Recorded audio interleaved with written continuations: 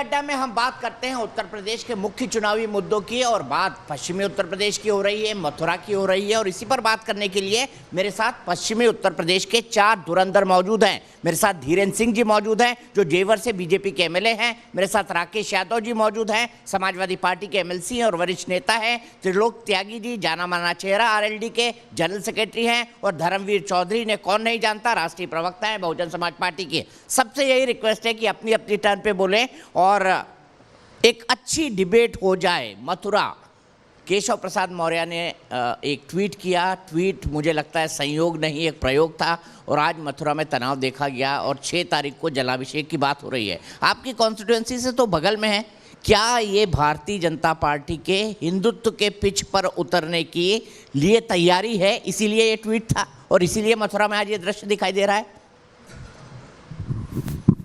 देखिए, चूंकि मैं पार्टी का अधिकृत प्रवक्ता नहीं हूँ, इसलिए उतना ही बोलूँगा जितना आवश्यक होगा।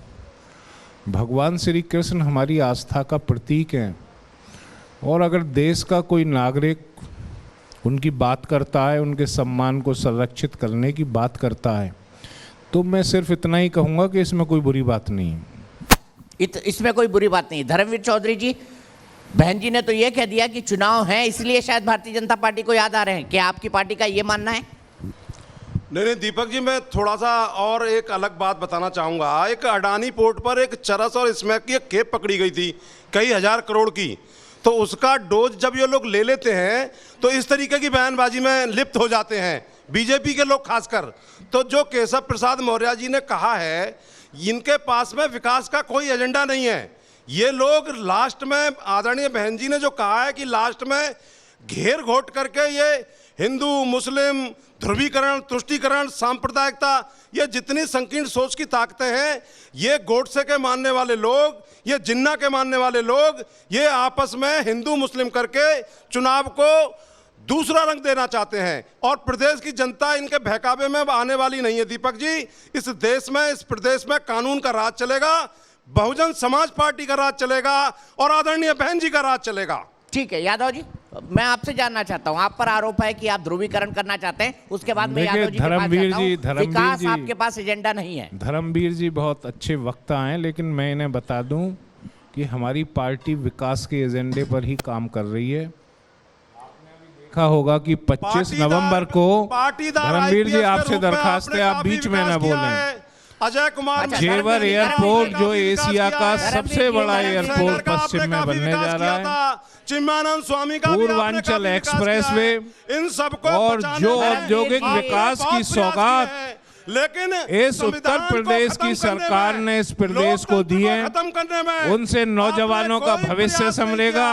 धर्मवीर जी को दिक्कत हो रही है कि यह सरकार इतना विकास क्यों कर रही है, नौजवानों का भविष्य क्यों उज्जवल होगा, किसान क्यों अपनी जमीनें दे रहे हैं विकास के लिए।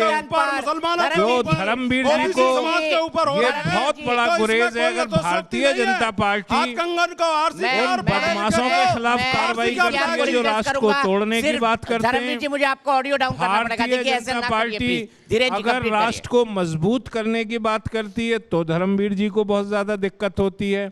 आज 4.5 साल में उत्तर प्रदेश ने विकास के पथ पर जो गति पकड़ी है, वह सिर्फ और सिर्फ मुख्यमंत्री योगी आदित्यनाथ जी का नेतृत्व है, जिसकी वजह से आज प्रदेश प्रगति के पथ पर चल पड़ा है। इन्हें यही दिक्कत हो रही है क्योंकि इनकी लूटमार नहीं मच पा रही। इन्होंने जो घोटाले किए थे अपनी सरकारों में, नोएडा की जमीनों की जो लूट की थी, आज ये लोग लूट नहीं कर पा रहे। ये विकास विरोधी हैं, ये राष्ट्र को मजबूत नहीं होने देना चाहते। ये सिर्फ अनर्गल प्रलाप के माध्यम से लोगों को गुमराह करना चाहते हैं। धर्मवीर जी, आप जो है समझ पड़ेगा और आपकी आवाज नहीं जाएगी। तरक्की करता है तो आप लोगों को दिक्कत होती है, प्रदेश तरक्की करता है तो आप लोगों को दिक्कत होती है। आपके समय में किसानों पर लाठीचार्ज हुआ, मैं मानता हूं कि अमित शाह जी के बेटे जैसा ने अच्छी तरक्की की है। कहां गया था? और बीजेपी के जो आपके समय के 30,000 करोड़ के घोटाले ग्रेटर नोएडा में सीएजी रिपोर्ट में पाए गए। कितनी तरक्की की है उन्होंने। आपने किसानों की जमीन के नाम पर किसानों की जमीन के नाम बीजेपी पर को बिल्डरों को जमीन बनाने दी, वाले लोग आपने तह में किसानों लगा को दिए। आपकी सरकारों ने इस धोखा देश में दिया, नौजवानों को आपकी सरकार दो ने ही धोखा लोगों का दिया। शासन चल रहा है। आज प्रदेश में नौजवानों के लिए नित्य नए नए हम दो, औद्योगिक हमारे निवेश दो। हो रहे हैं, जिससे उनका भविष्य ठीक है उज्जवल होगा। धर्मवीर जी, धर्मवीर जी, आपको बड़ी धर्मवीर जी, दिक्कत हो आपका रही ऑडियो है। नहीं जा रहा है, आप चिल्लाए यहाँ पर रहे पर आपका ऑडियो टीवी पे नहीं जा रहा है। मैं ऑडियो डाउन कर रहा हूँ आपका, लगातार चिल्लाते मत रहिए प्लीज, ये शिष्टता के अनुसार नहीं लगता है। मैं त्यागी जी के पास जाऊंगा, फिर यादव। 4.5 साल, पौने 5 साल से हम इनका प्रवचन सुन रहे हैं। नहीं, राम नाम आपने की बिल्कुल लूट है, ठीक लूट कहा। सके तो लूट। आपको और हमने अंतकाल बोलने के लिए ही पछताएगा बुलाया जब है, आपको विधायक की हमने सरकार बोलने जाएगी के छूट। लिए ही बुलाया अब इनका है। कोई प्रवचन नहीं सुनेगा। आपको अभी हमने ना बोलने गाँव के में लिए घुस बुलाया है, पाएंगे, लेकिन अपनी ना टर्न शहर पर में अरे बोलिए, आपकी मुंगेरी आवाज नहीं लाल जा के रही। हसीन कोई सपने प्रवचन मत नहीं देखो, सुनेगा। आपके दिन लद गए। आपकी आवाज धर्मवीर जी नहीं जा रही है टीवी पे। मैं त्यागी जी के पास जाऊंगा, फिर मैं जाऊंगा यादव जी के पास। त्यागी जी बताइए क्यों उठाया गया मथुरा का मुद्दा, आपको क्या लगता है? क्योंकि ये तो आपका बेल्ट है पूरा का पूरा। मथुरा ले लीजिए आप, पश्चिमी उत्तर प्रदेश का ये इलाका ले लीजिए, मोदी नगर ले लीजिए, ये तो पूरा आपका बेल्ट है। देखिए, मथुरा इसलिए उठाया जा रहा है कि पश्चिमी उत्तर प्रदेश से भारतीय जनता पार्टी साफ होने जा रही है। और जब भी कभी आप देखेंगे, भारतीय जनता पार्टी के लोगों से कहो कि भाई स्कूल बनाओ, आप कोई रोज़गार के साधन बनाओ, आज लघु उद्योग मर गया, बेरोजगार नौजवान सड़कों पे घूम रहे हैं।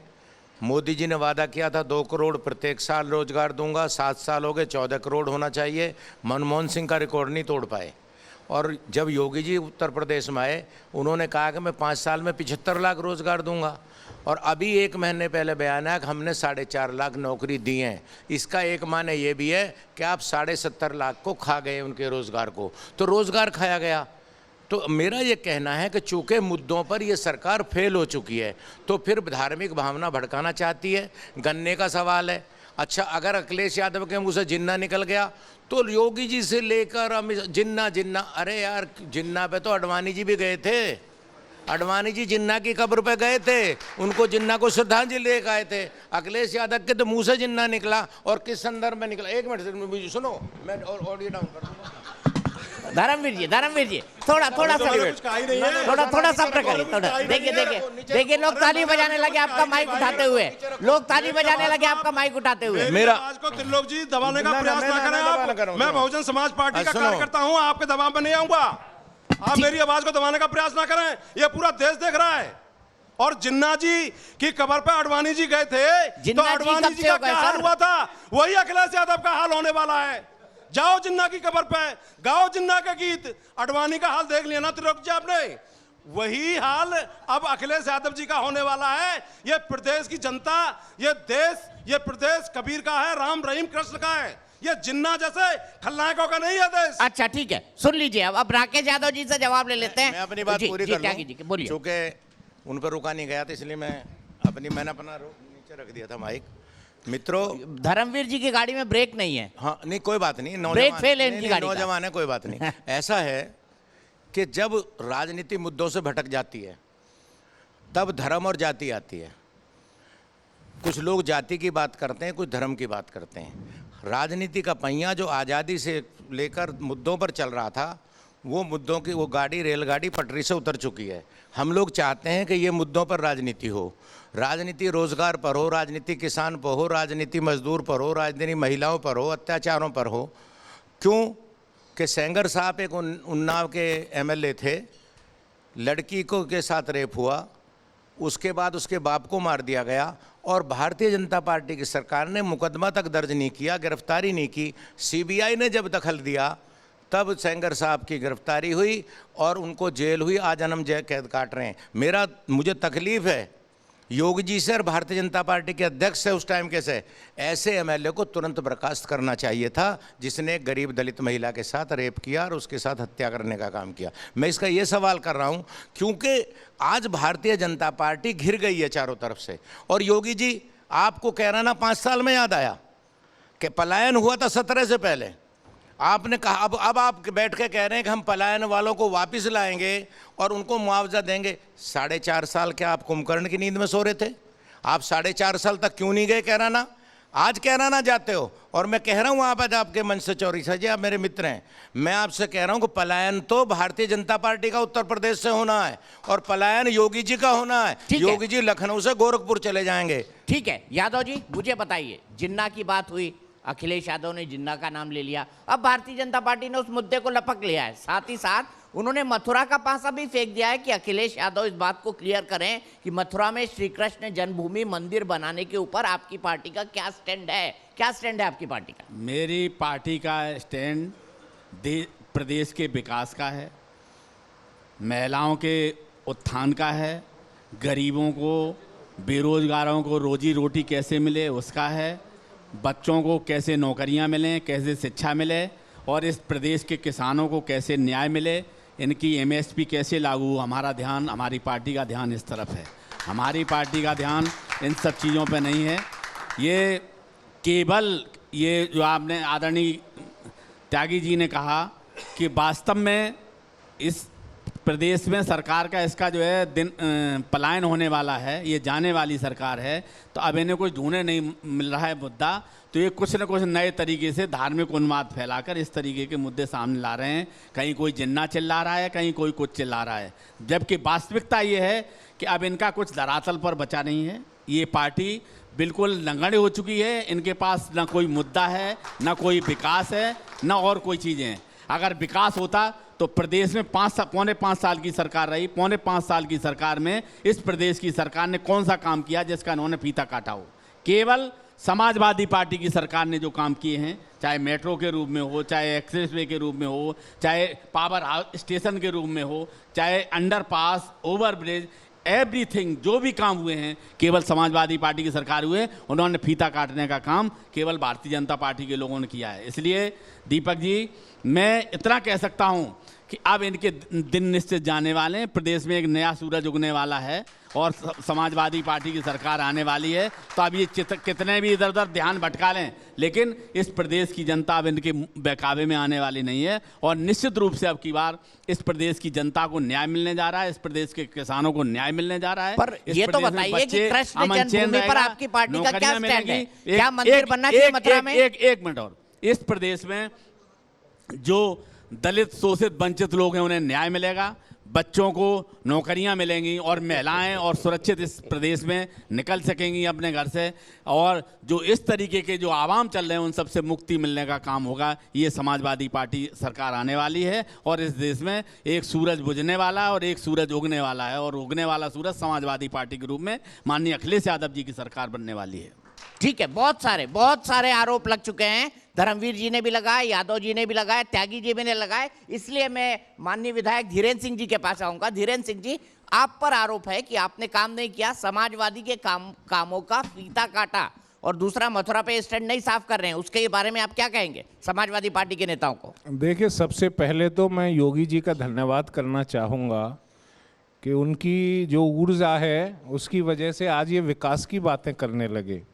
इनके एक मंत्री हुआ करते थे, गायत्री प्रजापति, जब उनकी तिजोरियां खंगाली गईं तो इतनी अकूत संपत्ति निकली कि उत्तराखंड का बजट भी लगभग उसी के बराबर होगा। तो ये तो हालात थे इनकी सरकारों में। और इन्होंने Noida, greater Noida, Yamuna express way में जो लूट मचाई किसानों के नाम पर, बाद में ये मंत्री शरण में किसकी आए ये भी पता होगा। मुझे तो बोल लेने दो, शरण में आई ये भी जानकारी होगी। राकेश जी, मुझे बोल लेने में आए मंत्री जी, ये आपकी बात गलत है, मैं चुप रहा, मैं बोला नहीं आपके बीच में। इस डिबेट को सार्थक होने दीजिए। नहीं, बोलिए। डिबेट सार्थक होनी चाहिए। तो जो गुंडागर्दी का आलम इस क्षेत्र से सारे उद्योगपति पलायन कर चुके थे, आज जब से प्रदेश में योगी आदित्यनाथ जी आए, धीरे धीरे औद्योगिक विकास हो रहा है। औद्योगिक विकास से नौजवानों के रोजगार के रास्ते खुलेंगे, किसानों का, श्रमिकों का जीवन स्तर उन्नत होगा। ये उस चीज़ से बौखलाए हुए हैं कि इतना विकास हो कैसे रहा है। योगी आदित्यनाथ एशिया का सबसे बड़ा एयरपोर्ट ले आए, और वो भी इसी ज़िले में, जेवर में, जिसकी आधारशिला देश के प्रधानमंत्री ने रखी। उसमें 30% मुस्लिम थे, जिन्होंने शोर मचा मचा के कहा कि हम मोदी जी के और योगी जी के विकास के साथ हैं, ये उन मुस्लिमों के खैर ख्वाही बन रहे हैं। तो आज सबका विकास, सबका विश्वास के साथ प्रदेश के मुख्यमंत्री ने जो एक यकीन हासिल आवाम का किया इस प्रदेश में, उससे इन लोगों की बौखलाहट है। और जहाँ तक मंदिर का प्रश्न है, मैं जब गया था काशी विश्वनाथ के मंदिर पर, उस वक्त वहाँ खुदाई चल रही थी कॉरिडोर बनाए जाने के लिए। इन लोगों के समय में जिस तरीके से मंदिरों को रौंदा गया था, जो हमारी बनारस दुनिया का सबसे प्राचीन शहर, हमारी सभ्यता और संस्कृति की पराकाष्ठा, वहाँ के मंदिर जमींदोज कर दिए गए थे। इनकी ऐसी नीति थी। जब उन मंदिरों को निकाला गया बाहर, उनकी दयनीय हालत देखकर कोई भी हिंदुस्तान में रहने वाला वह व्यक्ति आंसू बहा सकता है। उस महान शहर पर आज वहाँ कॉरिडोर बनाया जा रहा है, उससे भी इन्हें गुरेज है। मथुरा जो भगवान श्री कृष्ण की नगरी है, जिन्होंने राक्षसों का विनाश किया इस धरा से, वैसे तो ये भागवत कथा सुनते हैं और महाभारत के उस श्लोक को भी बोलते, परित्राणाय साधु नाम विनाशाय च दुष्कृताम। तो धर्म की स्थापना के लिए अगर हमें भगवान श्री कृष्ण के चरित्र को पुनर्जीवित करना पड़े तो इन्हें क्या गुरेज है? वो हमारी आस्था का प्रतीक है। अगर मथुरा में भगवान श्री कृष्ण के मंदिर का पुनरुद्धार हो तो यह हमारे देश के लिए बहुत गौरव की बात है। पूरी दुनिया में हमारा मस्तक गर्व से उठेगा।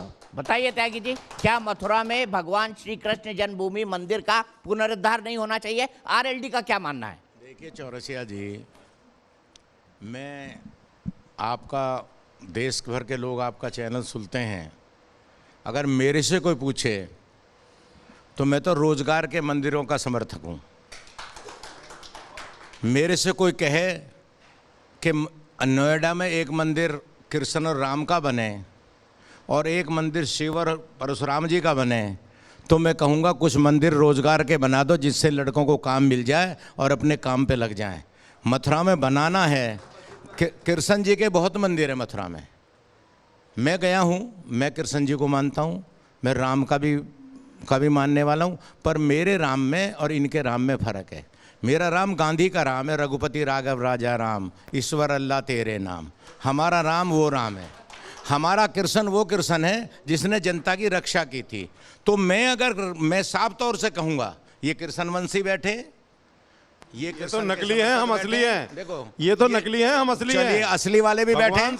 नहीं, असली वाले भी हैं, नकली, असली वाले नकली वाले दोनों बैठे हैं। मैं कहना चाहता हूं कि मैं मथुरा में रोजगार का मंदिर चाहता हूं। मथुरा में 1000 लघु उद्योग लगाओ।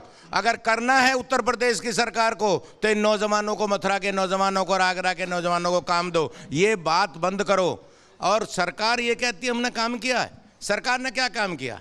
अखिलेश यादव ने सबसे पहला हाईवे बनाया उत्तर प्रदेश में। उससे पहले कोई हाईवे नहीं उत्तर प्रदेश में था इस तरह का। मैं कोई लोग जी, यमुना एक्सप्रेस वे किसने बनाया भाई?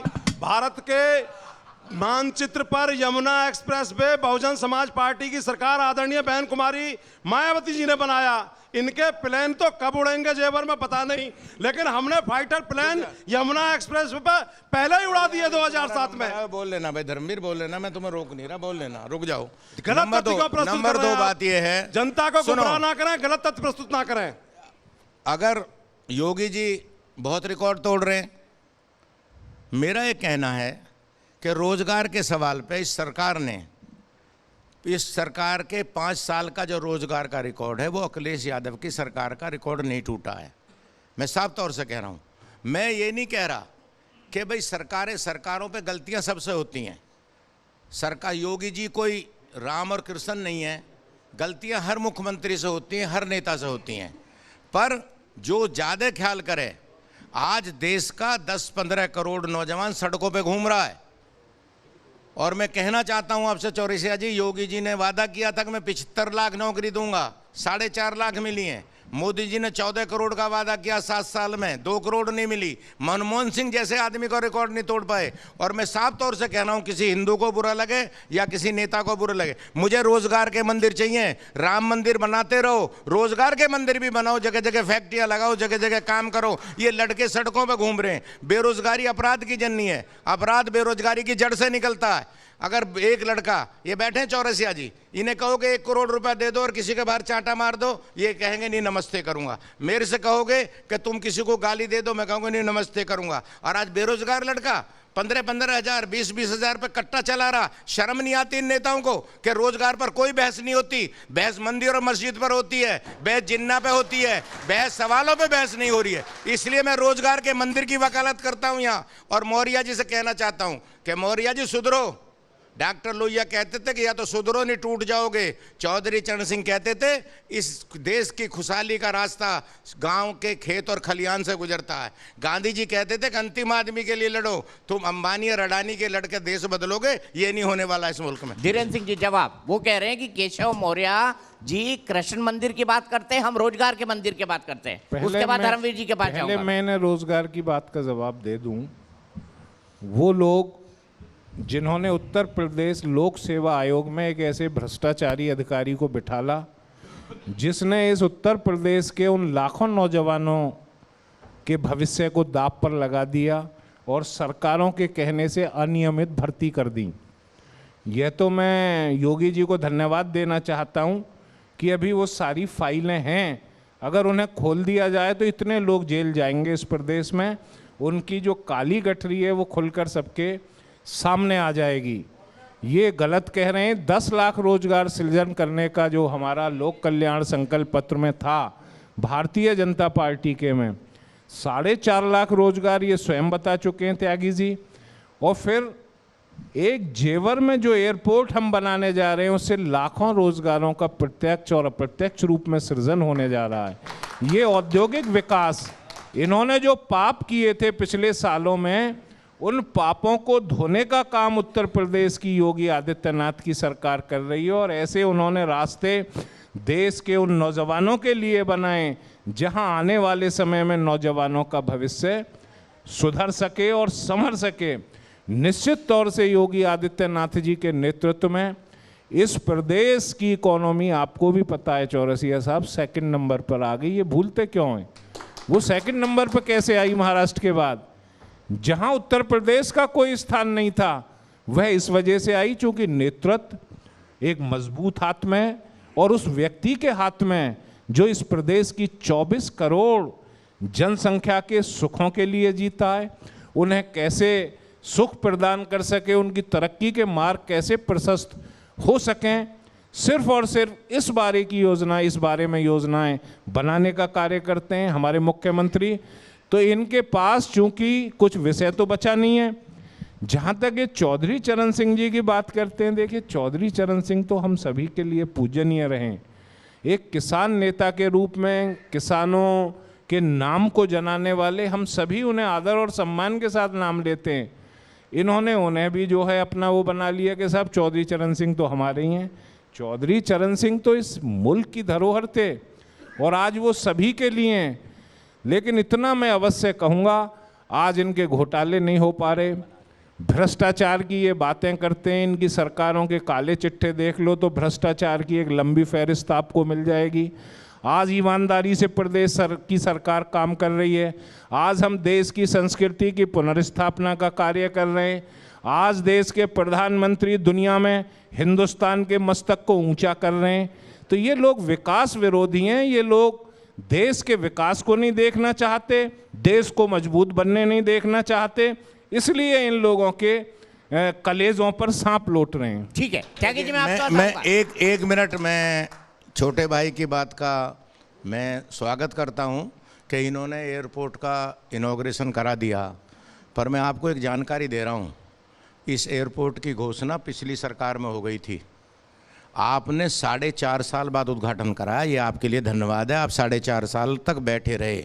एक बात, 4.5 साल बाद हुआ उद्घाटन इसका, ये पहले हो गई थी घोषणा 4.5। एक मिनट मैं अपनी बात कह लूँ फिर अपनी। हाँ, नंबर 2 बात, आज रिकॉर्ड तोड़े जा रहे हैं। हमारे योगी जी भले आदरणीय हैं, प्रदेश के मुख्यमंत्री हैं, मैं उनका सम्मान करता हूँ, पर रिकॉर्ड वो भी तोड़ रहे हैं। पिछले दिवाली पे 5 लाख दिए जलाए, अब के कहा कि उस रिकॉर्ड को तोड़ा है, अब के 11 लाख दिए जला दिए। अरे रिकॉर्ड तोड़ना तो बेरोजगारी का तोड़ो, रिकॉर्ड तोड़ना तो अपराध का तोड़ो, रिकॉर्ड तोड़ना, रिकॉर्ड तो और हैं, दिए जलाने के रिकॉर्ड तोड़ रहे हो। अब के और कुछ काम नहीं बचा तो अभी अच्छा अरे रुको भाई, आप ठीक है, उसे बोलने दो, रुको। बोलने दीजिए। अरे त्यागी ज्यादा जी। बोलोगे तो तुम्हारी सम्मान नौकरी भी कीजिए। खत्म कर देंगे मोदी जी। अच्छा, मेरा ज्यादा ये बोलोगे तो तुम नौकरी से चले जाओगे। क्यों बहस कर रहे हो यार? सेंसरशिप है देश में, बात कर रहे हो आप अब बोल नहीं सकता किसी के खिलाफ। बहस कर रहे हो। अरे रुको यार, बात हम कर रहे हैं, तुम क्यों बोल रहे हो? नंबर एक बात ये, अभी बनारस में चले गए कि सब बनारस में दीप दिवाली मनेगी। दीपक जी ये इनका प्रवचन क्यों करा रहे हो? मुझे तो बोलने का मौका नहीं दे रहे आप। बिल्कुल धर्मवीर जी, तो आप भी मेरा बोलेंगे ये इसके कहना बाद। है कि रिकॉर्ड अगर तोड़ना है तो मैं फिर कह रहा हूं कि रोजगार का तोड़ो, इन लड़कों को काम दो, दिए जलाने से कुछ त्यागी नहीं जी। होने वाला है। आप धर्मवीर जी बताइए, ये कह रहे हैं कि रोजगार के मंदिर बनाओ, उनको कृष्ण मंदिर नहीं चाहिए। आपकी पार्टी का क्या स्टैंड है कृष्ण मंदिर पर, बता दीजिए।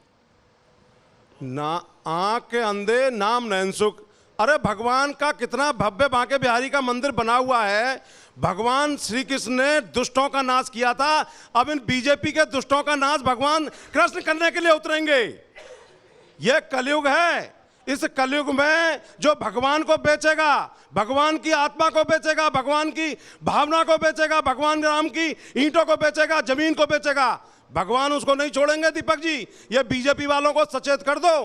30 साल से भगवान को बेच रहे हैं, अब कृष्ण इनके बहकावे में नहीं आएंगे और ये कृष्ण के वंशज वहां इनको घुसने नहीं देंगे। मथुरा में और पश्चिमी उत्तर प्रदेश में चाहे अमित शाह जी घूमे और चाहे कहीं कोई घूमे। अब जरा मैं भाई त्रिलोक त्यागी जी की अभी थोड़ा मैं प्रवचन सुन रहा था। भाई चौधरी चरण सिंह जी तो 4-4, 5-5, 6-6 राज्यों में मुख्यमंत्री बनाते थे, देते थे वो, उन्होंने किसानों को देश को बहुत दिया। आपकी पार्टी तो सैफई महोत्सव मनाने वालों के आगे गिड़गिड़ा रही है और वो कह रहे हैं हम छोटे मोटे दलों से गठबंधन करेंगे। ये आपने इन किसानों के सम्मान को सैफई में गिरवी रख दिया क्या त्रिलोक भाई? और इनकी पार्टी चुनाव में जन्मदिन पे चंदा लेने का काम करे? नहीं, ये मरे पे भी चंदा लें और जिंदा पे भी पार्टी का जो है सब नहीं, चंदा अब लें। वहाँ सैफई में सबकी पक्की नहीं रसीदें घूम लिए रही फिरते है। हैं। अब सैफई सबकी में रसीदें महोत्सव लिए नहीं हो घूमते रहा हैं। है। सब अब वहाँ रसीदें हेमा सामने लिए घूमते वहाँ भैया। कैटरीना कैफ नहीं नाच रही है और नेताओं अब साइकिल से रथ पे मुलाकात 5 के लाख लिए यादव। 50,000 यही इनका रुपए, समाजवाद है। और अगर नेता यही से बात इनका करनी है तो लोहियावाद 2 है। लाख रुपए। इनकी ये कतनी तो इनकी में, पार्टी का करनी में चरित्र है। जमीन आसमान का अब अंतर ये है। बात कर रहे हैं कि सैफई ये गरीबों का हितैषी नहीं है। सैफई तो ये लोहिया महोत्सव के है। भी मानने सैफई वाले तो नहीं महोत्सव का है। है। ये भेड़ की सैफई खाल तो में महोत्सव भेड़िए का है। हैं। सैफई तो ये महोत्सव जनता का है। जान चुकी है। लेकिन इन्होंने अपने चाचा को धोखा दिया, आप चंदा को इन्होंने लिए माननीय घूम रहे हो। मोरारजी जी को धोखा दिया। आप जो है ये असली रसीद भैया औरंगजेब लिए के घूम रहे हो। वंशज हैं। रसीद ये भैया लिए समाजवादी घूम रहे नहीं, हैं। नवाजवादी और पार्टी ये है। चंदा करते फिर रहे और वर्तमान में सबको पता है। अच्छा ठीक है, आप किस तरह व्यक्तिगत नहीं किससे जाते मिलना चाह रहे हैं। धर्मवीर जी आपने कृष्ण मंदिर पर अपना स्टैंड नहीं साफ किया, क्या स्टैंड है आपकी पार्टी का? देखिए ये देश दीपक जी, इस देश में आज रोजगार की जरूरत है। इस देश में कोरोना की तीसरी लहर आने वाली है, उससे देश के नागरिकों को बचाने की जरूरत है। आज किसान 1 साल से बैठा है, उनके हक अधिकार देने की जरूरत है।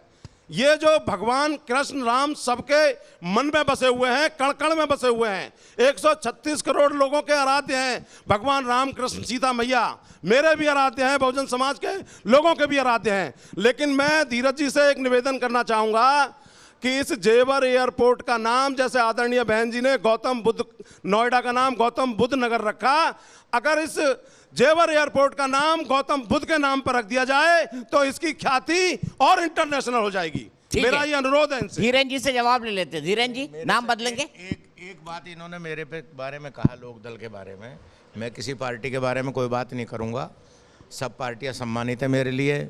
इन्होंने लोकदल के बारे में एक बात कही, इनको चूँकि अपने ही परिवार का बच्चा है ये, इसके बारे में मैं इससे कुछ बात भी नहीं कहूँगा, ना किसी पार्टी के बारे में कोई बात कहूँगा। इतना ज़रूर कहूँगा कि लोकदल का निर्माण चौधरी चरण सिंह ने किया था और मैंने पहले भी और खत्म आपने कर दिया उसे, खत्म आपने कर दिया। वो कौन सी नीतियां हैं जो एक विधानसभा में भी आप नहीं पहुंच सके? त्रिलोक जी बता दीजिए आप मुझे, बता दीजिए आप मुझे।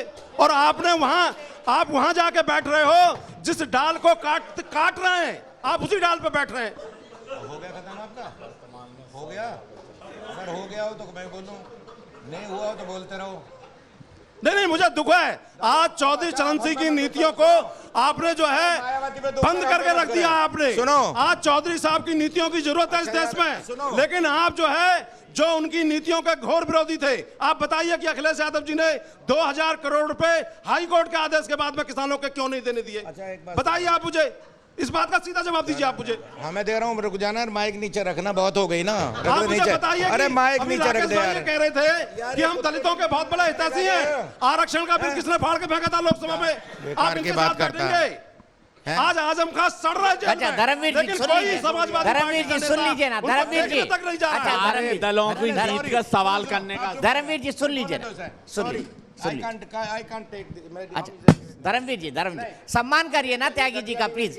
नहीं, हमारे सम्मानित बड़े भाई हैं, लेकिन तथ्यों पर बात होगी, तथ्यों से नहीं भाग सकते ये। अच्छा सम्मान करिए। ये देश की जनता, आपका देश इंटरनेशनल चैनल है, आपका पूरा देश कनाडा तक जा रहा है ये चैनल। कोई एक आदमी बोले दूसरे को अशिष्टता नहीं दिखानी चाहिए। आप अपना माइक नीचे रखिए, मैं अपनी बात पूरी करूंगा तब बोल रहा हूं। माइक नीचे रखिए, अशिष्टता मत दिखाइए। आप सुनिए, बोलिए, हाँ, तो मैं बोल रहा हूं, ये रखो माइक देश नीचे। की जनता सुन रही है। जनता तुम्हें सुन रही है, बैठ जाओ। ये बहुजन समाज पार्टी का माइक नहीं, झंडा भी ऊंचा रहेगा। रहेगा। अच्छा सुनो, अब रख दो, हो गया ना भैया, अब तो हो गया, रख दे ना, अब रख दे तब मैं बोलूं।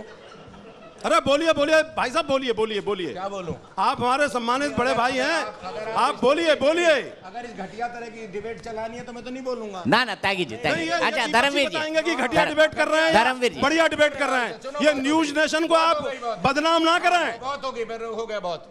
सुनो त्यागी जी, conclude करिए, मुझे धीरज जी के पास जाना है। कह रहा, मैंने जो चौधरी साहब की बात का जिक्र किया, मैं देखिए, मैं पहले भी कह रहा हूँ, फिर कह रहा हूँ, इन्होंने एक आरोप लगाया कि हम समाजवादी पार्टी में के साथ चले गए।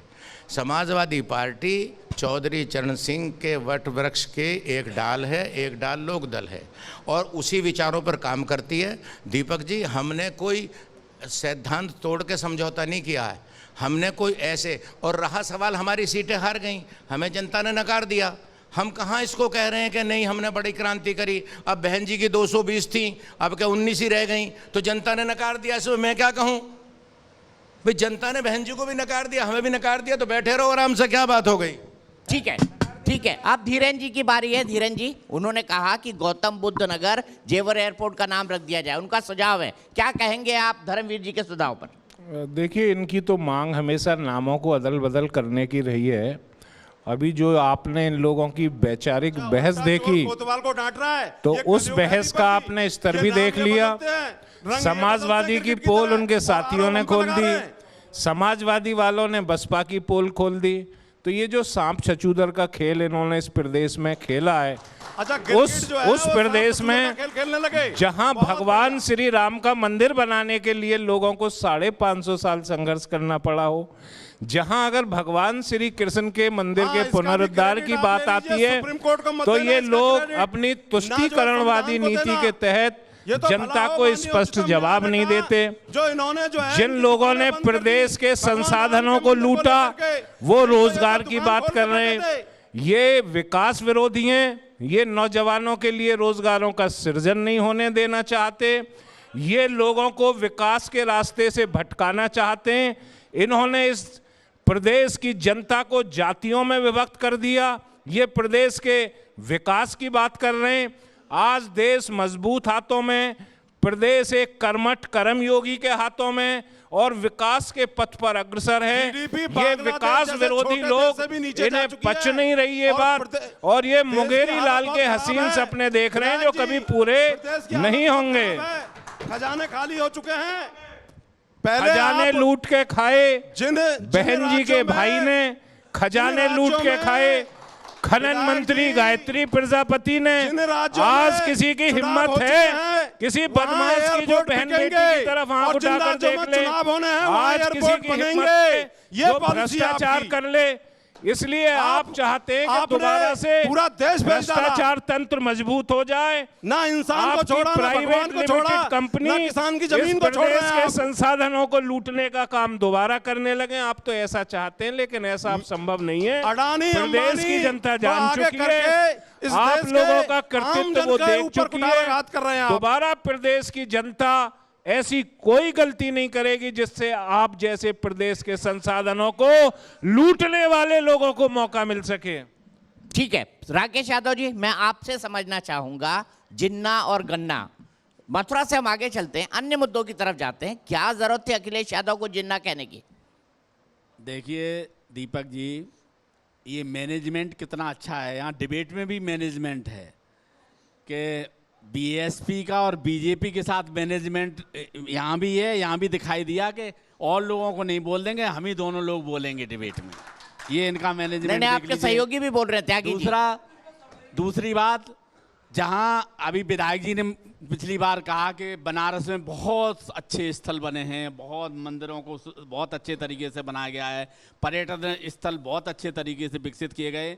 तो मैं एक बात कहना चाहता हूँ कि कोरोना काल में जहाँ नदियों के ऊपर हजारों लाशें तैर रही थी, वो भी एक दृश्य था, उसको भी संज्ञान में रखना चाहिए इन लोगों को, इन सरकार को। इसके अलावा जहाँ तक आपने गन्ना की बात की, गन्ना का भुगतान नहीं हुआ है इस प्रदेश में। गन्ना किसान, और किसान तो सारा ही आंदोलन। अरे आपने गन्ने का कितना मूल्य बढ़ाया? किसान आंदोलन यहीं पर रुकता है। और हमने कितना गन्ने का मूल्य बढ़ाया था मेरे पास बता तो बोलने का वक्त है। राकेश कितना मूल्य बढ़ाया? इसके बाद का सेशन होगा राकेश टिकैत जी के साथ ब्रेक के बाद।